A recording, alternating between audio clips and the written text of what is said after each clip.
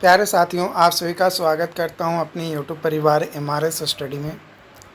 तो डियर, यहां पे मैं आज की इस वीडियोज़ में बात करने वाला हूं बीएसएफसी 2023 का जो एग्ज़ाम्स हुआ। वैकेंसी तो 2022 में निकाला गया था, बट एग्ज़ाम 2023 में हुआ। रिज़ल्ट भी आपका जो है आ चुका। उसके बाद डॉक्यूमेंट वेरिफिकेशन हुआ। फाइनल ज्वाइनिंग के लिए एक लिस्ट आना है, जिसमें जो कि एक तरीके से मेरिट लिस्ट कह सकते हैं या रिज़ल्ट कह सकते हैं, फाइनल रिज़ल्ट, जिसमें आपको पता चलेगा कि किसका ज्वाइनिंग हो रहा है, किसका ज्वाइनिंग नहीं होगा। तो उसको लेकर जो है कई सारे अपडेट्स मैंने ऑलरेडी आपको दिए हैं। तो यहाँ पे हमारे एक कैंडिडेट का जो है सवाल था कि बीएसएफसी क्वालिटी कंट्रोलर में मेरिट लिस्ट किसके आधार पे देगी, रैंक पे या मार्क्स पे। तो सिर्फ क्वालिटी कंट्रोलर नहीं, और जितने भी पोस्ट हैं, है ना, एलडीसी हो गया या असिस्टेंट मैनेजर हो गया, जो भी पोस्ट है सभी पोस्ट के लिए आपका जो है ये लागू होगा। देखो, जिसका रैंक 1 होगा, है ना, उसका मार्क्स ज़्यादा होगा, है ना, जो कि 100 आया है। अगर किसी का रैंक 13 है, ठीक है, किसी का रैंक 13 है, तो ऑब्वियसली इसका मार्क्स भी लगभग 80 के आसपास होगा। यानी रैंक अच्छा है तो मार्क्स भी अच्छा होगा, और रैंक ख़राब है तो मार्क्स भी ख़राब होगा। मतलब जिसका रैंक 1 है उसके कंपैरिजन में जिसका रैंक 10 है, ऑब्वियसली उसका नंबर कम होगा रैंक 1 वाले स्टूडेंट के कंपैरिजन में। तो rank is directly proportional two marks. मतलब जितना अच्छा रैंक उतना ही अच्छा मार्क्स, है ना, जितना अच्छा रैंक उतना ही अच्छा मार्क्स। तो दोनों, है ना, क्योंकि एक दूसरे के डायरेक्टली प्रोपोर्शनल है। तो डायरेक्टली प्रोपोर्शनल है तो ऑब्वियसली दोनों के बेसिस पे होगा।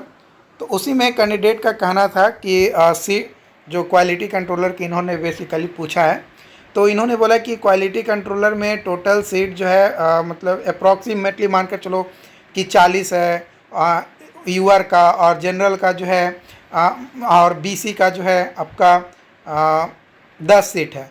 तो टोटल सीट अगर जोड़ देते हैं तो टोटल सीट हो जाता है हमारा उधर 40 और 10 50 सीट हो जाता है अप्रॉक्सीमेटली, मान कर चलिए, ठीक है। अब उसमें मान ली कि मेरा रैंक जो है 30 है, तो क्या मेरा सिलेक्शन होगा?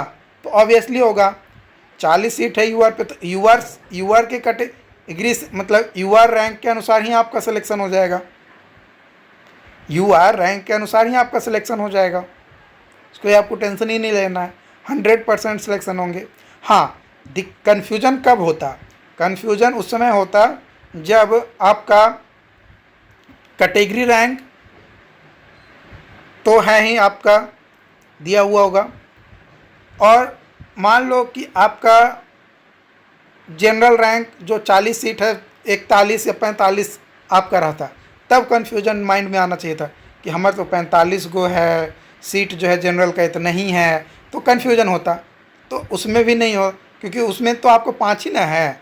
तो 10 सीट है ओबीसी का, 5 आपका आ रहा है, तो 5 आप हो जाओगे, आराम से सिलेक्शन आपका हो जाएगा। तो इस तरीके की चीज़ें आपको समझनी है, और इसमें ज़्यादा टेंशन लेने की ज़रूरत नहीं है। जितना सीट्स है उतना रैंक तक अगर आपका आ रहा है तो आराम से आपका कैटेगरी वाइज या किसी न किसी तरीके से सिलेक्शन हो जाएगा। बस इंतज़ार करना है आपको मेरिट लिस्ट का, क्योंकि कई सारे लोगों के द्वारा कहा जा रहा है कि आपका 15 अक्टूबर तक जो है रिज़ल्ट आ जाएगा। तो अब वेट करने के अलावा और कोई चांस है नहीं। तो ऐसे भी अब बीसीसी बोर्ड में आप बात कीजिएगा तो एक ही चीज़ बोला जाएगा, वेबसाइट पे आप चेक करते रहना, और रिज़ल्ट का भी कोई अपडेट नहीं है। यही दो बात जो है बार बार बोला जा रहा है। तो जब तक वहाँ से अब कोई ऑफिशियल डाटा आएगा नहीं तो कैसे मैं बता पाऊँगा। और जो भी 2-4 लोग हैं जिनसे मैं पता करने की कोशिश करता हूँ, तो वे लोग भी अभी कुछ नहीं बोल रहे हैं। तो जैसे ही वो बोलेंगे, कोई अपडेट बताएंगे, आप लोगों के साथ शेयर कर दूँगा। Okay, thank you.